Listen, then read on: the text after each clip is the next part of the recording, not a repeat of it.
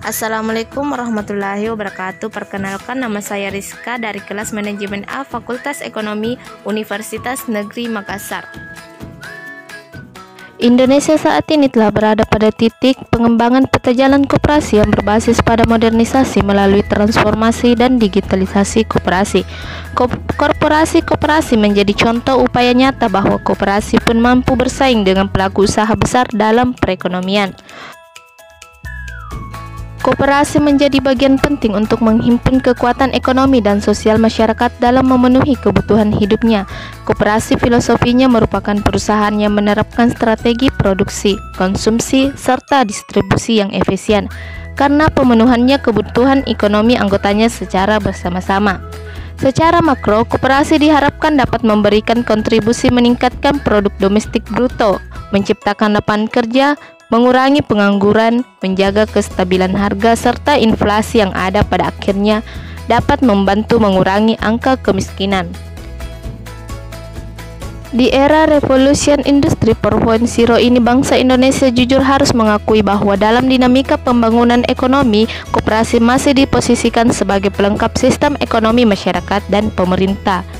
Namun di masa dewasa ini yang semua sudah serba modern, koperasi dianggap belum mampu menjadi mainstream pelaku usaha. Aktivitas inovasi dan kreativitas yang ada dalam pelaku usaha swasta atau negara.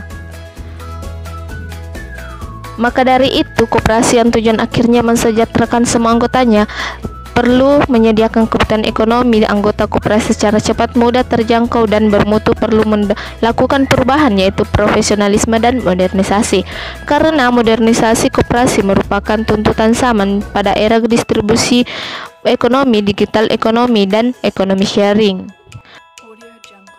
Adapun aspek-aspek koperasi yang perlu dimodernisasi yaitu pertama, organisasi dan manajemen, kedua, modernisasi usaha, ketiga, modernisasi produksi dan sarana pelayanan koperasi tanpa meninggalkan jati dirinya. Berikut adalah langkah mendesak yang harus dilakukan untuk mengorganisasi dan usaha-usaha koperasi. Setelah melakukan modernisasi koperasi, Kementerian Koperasi dan UKM menyusun konsep arsitektur pengembangan koperasi Indonesia.